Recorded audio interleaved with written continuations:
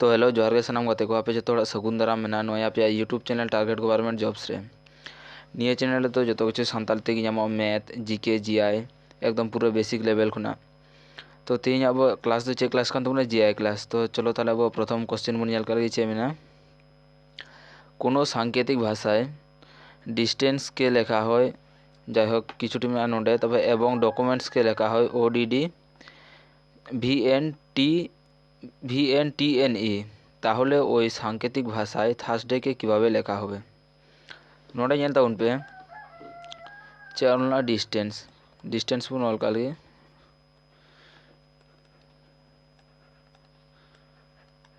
Distance को M का दाबना मिटे सांकेतिक भाषा चे को एम का दाबना डी रना मान को एम का दाबना आई रना मान को एम का दाबना डी एस रना मान का एम का दाबना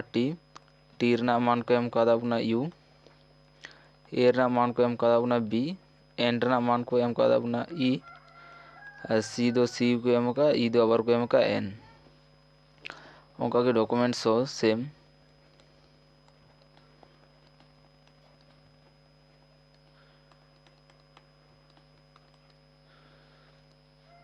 डी दो चे को एम का दाबना ओ को एम का दाबना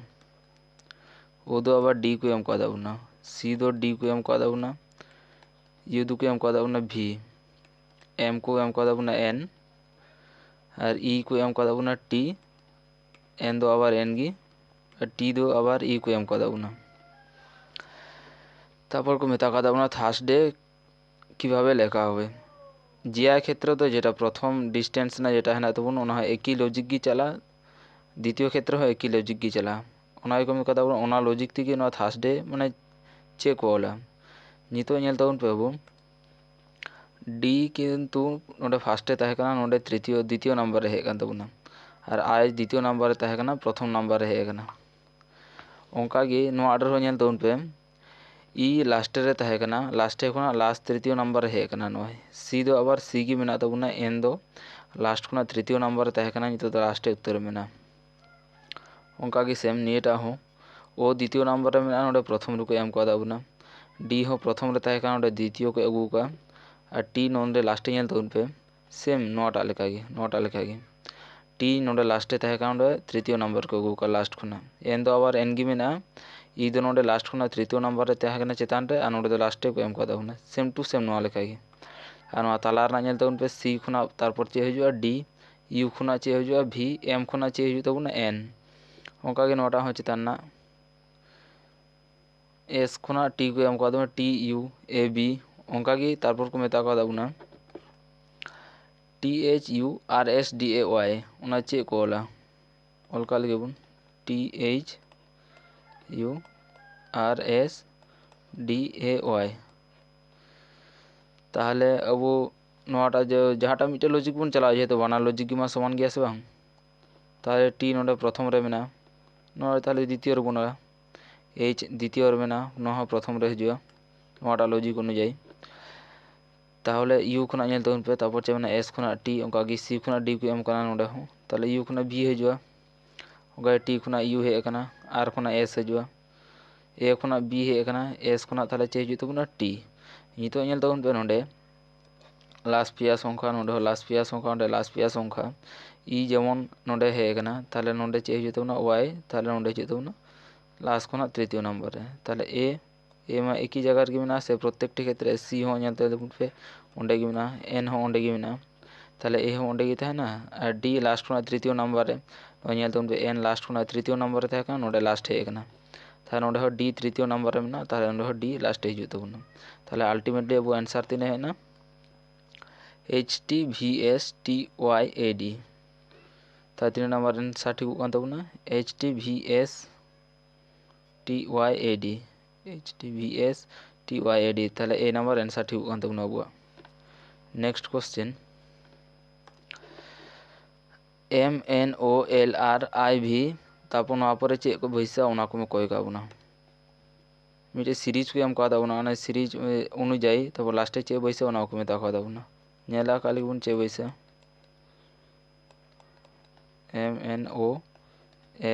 MNOLRIV नितो ñel ताउन पे एम खुना एन एक घो ढेर कना एन खुना ओ एक घो ढेर कना ओ खुना आबार एल ᱟᱹᱰᱤ ᱰᱷᱮᱨ ᱜᱮ ᱵᱟᱹᱠᱤ ᱢᱮᱱᱟᱜᱼᱟ, माइनास करना आबार नोनते दो। तो जिया ना नियम दो चे माने प्रथम जेटा चला तो एम एन चलाना प्लस एक एन खुना ओ चलाना प्लस एक ओंका ओ खुना जदि पी चला लेंखा ताहले खाय तो प्लस एक ताहले खाय तो ठीक ही हुई किंतु नोआ क्षेत्रे दो बांग हुई लेना ओंका दो ताहले अब चे सूत्र बन चे सूत्र चे बन खटावा नोंडे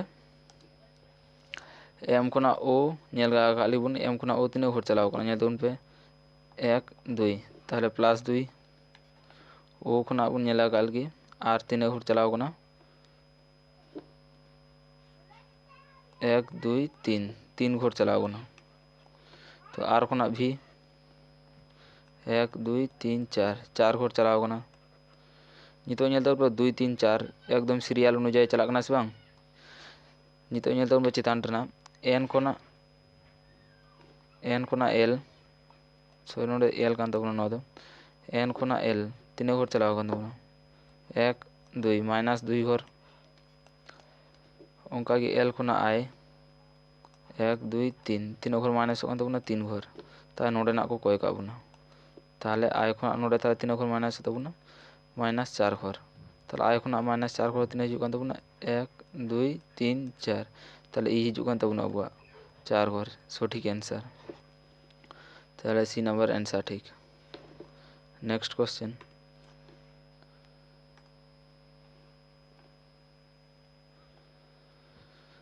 যদি এবি মানে 25 বিসি মানে 57 এবং বিডি মানে 58 হয় তবে সিএডিবি মানে কত নোডে को एम कद ना এবি এর না মান को एम कद ना 2 और बी এর না মান को एम कद ना 5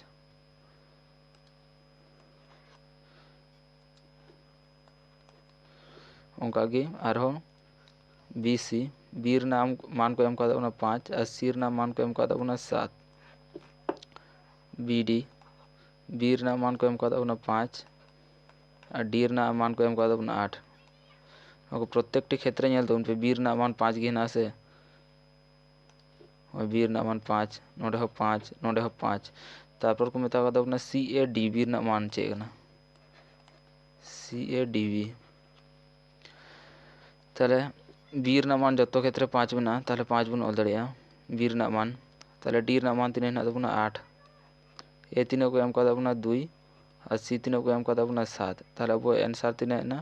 7 2 8 5 ताहले ए नंबर आंसर ठीक। नेक्स्ट क्वेश्चन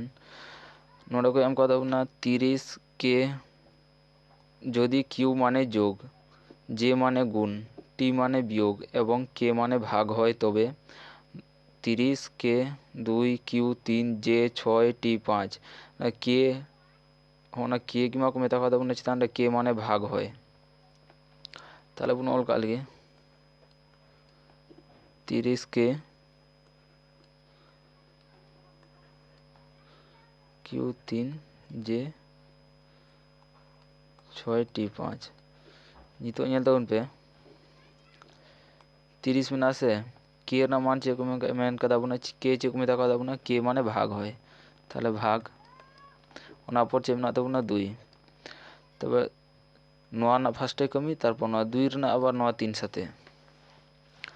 2 क्यू 3 ताहले क्यू माने जोग ताला रे चे चिन्ह मेना तबना क्यू ना क्यू बदलते जोग बन बैसवा जोग 3 तबे जे चे को मेता कदा बना जे माने गुण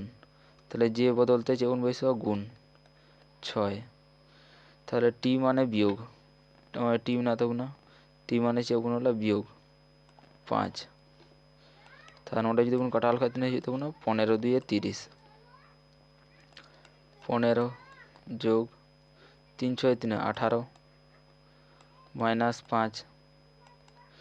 नितो नोआ जदि बन जोग लेखा 8 5 13 ताहले नोआ जोग लेखा हिजुग कान तबना 33 माइनस 5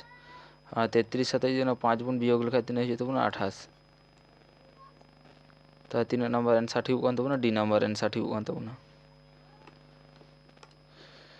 6 नंबर क्वेश्चन चे मेना যদি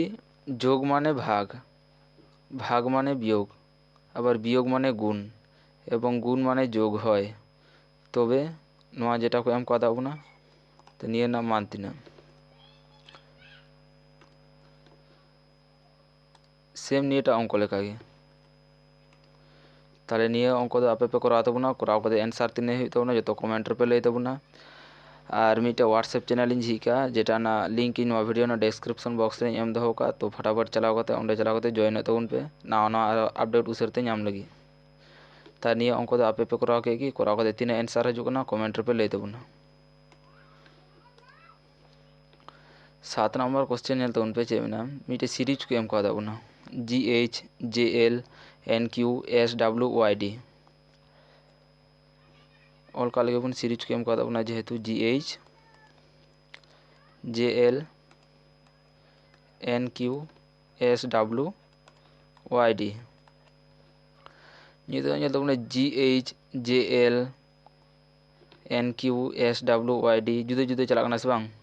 नितो बन नेल काल की ताहले प्रथम माने का तबन नेल के बांग हुइलेन तबन ताहले मिट्टे घर गैप कते बन नेल काल की जी खुना जे तीन घोर चलाव कान तबना 1 2 3 तीन घोर चलाव कान तबना तो जे खुला N बन नेल काल की 1 2 3 4 तीन घोर चलाव कान तबना 4 घोर नेल तबना +3 +4 ताहले निये बार जो +5 कान तबन खाय ताहले खाय दो नियम ठीक ही तबना N खुना S बन नेल काल की 1 2 3 4 5 है +5 ताहले नियम ठीक ही तबना S खुना Y 1 2 3 4 5 6 6 घोर चलाव कना ताहले ठीक निये बार 7 घोर चला ताहले 7 रे तीन मेना तबना Y खुना जुदी बन नेल दिल खाय 1 2 3 4 5 6 7 ताहले तीन हजु कान तबना F onka ge सेम चितान रना होना H खुना L बन नेल काल के तीन ढरुक कान तबना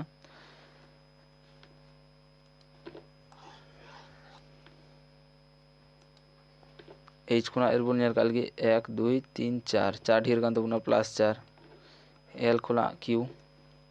1 2 3 4 5 +5 Q खुना W 1 2 3 4 5 6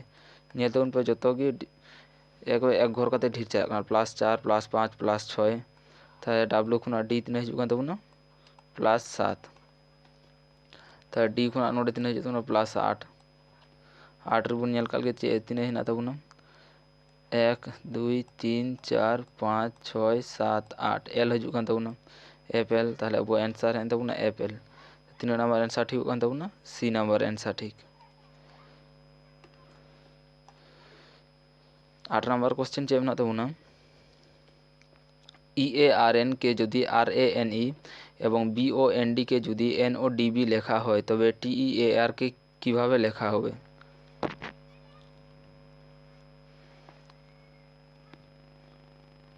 निया क्वेश्चन तो चेक चिका EARN ना तबना नेल तबन पे EARN खुना RANE माने ओना को गे मेना किंतु को उल्टाव का सेम ना हो BOND मेना तबना NODB ओना को उल्टाव का ताहले TEAR माने जेटा EARN जे हिसाब तक उल्टाव का ओना हिसाब तक ताहले TEAR हुआ ताहले बन ऑल का लगे EARN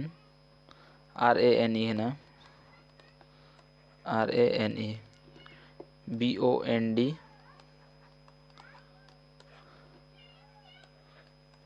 NODB नेल तबन पे नोडे ई प्रथम रे ताहे कना प्रथम खुना 3 नंबर रे चलाव कना लास्ट नंबर रे ताहले बन ऑल काल के TEAR ई नेल तबन पे प्रथम रे ताहे कना प्रथम खुना 3 नंबर रे चलाव कना लास्ट है ओनवा आड़ी हो सेम B प्रथम रे ताहे कना ताहले B 3 नंबर है कना लास्ट है ता नवा ताहले प्रथम रे T मेना ता 3 नंबर है तबना नवा लास्ट है तबना तापर A नेल तबन पे ए दो आबा सेम ठीक एक ही जगह रे मेना नोडे हो O एक ही जगह रे मेना ता नोडे ई ताहले एक ही जगह रे तबना बुआ तापर नेल तबन पे R नोडे खुना तृतीय नंबर ताहे कना 1 2 3 तृतीय नंबर रे हे कना 3 नंबर प्रथम नंबर रे ता नोडे बुआ A तृतीय नंबर रे मेना ताहले 3 नंबर है तबना प्रथम नंबर रे तारपर R नेल तबन पे N नोडे हो सेम लास्ट ताहे कना अला तार दो लास्ट खुना आगे को गुका नोडे हो D लास्ट ताहे कना लास्ट खुना आगे को गुका ला तार दो ता नोडे तीन है तबना R ता आंसर तीन है तबना AERT ता D ताहले अब B नंबर आंसर ठीक कान तबना AERT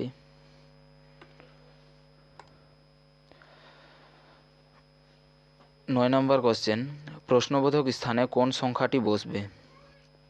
2, 5, 9, তারপর নोडे ফাঁকা को एम का ताबुना তারপর 20, 27 তাহলে ᱵᱚᱱ ᱚᱞ ᱠᱟᱜ ᱜᱮ ᱟᱵᱚ ᱦᱚᱸ 2, 5, 9, 20 তারপর 27 ᱧᱮᱞ ᱛᱟᱵᱚᱱ ᱯᱮ 2 ᱠᱷᱚᱱᱟᱜ 5 ᱛᱤᱱᱟᱹᱜ ᱜᱷᱚᱨ ᱪᱟᱞᱟᱜ ᱠᱟᱱᱟ 2, 3, 4, 5 3 ᱜᱷᱚᱨ ᱪᱟᱞᱟᱜ ᱠᱟᱱᱟ 5 ᱠᱷᱚᱱᱟᱜ 9 ᱛᱤᱱᱟᱹᱜ ᱜᱷᱚᱨ ᱪᱟᱞᱟᱜ ᱠᱟᱱᱟ 4 ᱜᱷᱚᱨ ᱪᱟᱞᱟᱜ ᱠᱟᱱᱟ ᱚᱱᱠᱟ ᱜᱮ ᱥᱮᱢ ᱛᱟᱦᱞᱮ 9 ᱠᱷᱚᱱᱟᱜ ᱱᱚᱰᱮ ᱪᱟᱞᱟᱜ ᱞᱟᱹᱜᱤᱫ ᱛᱟᱦᱞᱮ ᱛᱤᱱᱟᱹᱜ ᱜᱷᱚᱨ ᱞᱟᱜᱟᱜᱼᱟ 5 ᱜᱷᱚᱨ ᱞᱟᱜᱟᱜᱼᱟ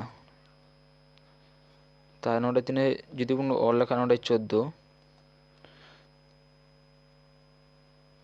14 যদি বন অল লেখা তাহলে 14 খনা 20 ᱧᱮᱞ ᱛᱟᱵᱚᱱ ᱯᱮ ᱛᱤᱱᱟᱹᱜ ᱜᱷᱚᱨ ᱪᱟᱞᱟᱜ ᱠᱟᱱᱟ 6 ঘর চালাক কানা 20 খনা 27 তিনᱟᱹᱜ ঘর চালাক কানা 7 ঘর চালাক কানা ᱧᱮᱞ ᱛᱟᱵᱚᱱ ᱯᱮ যত সিরিজ একদম লাইন বাই লাইন চালাও কানা ফার্স্টে 3 তারপর 4 তারপর 5 6 7 তাহলে अब आंसर তিনে না 14 बी नंबर आंसर ठीक नेक्स्ट क्वेश्चन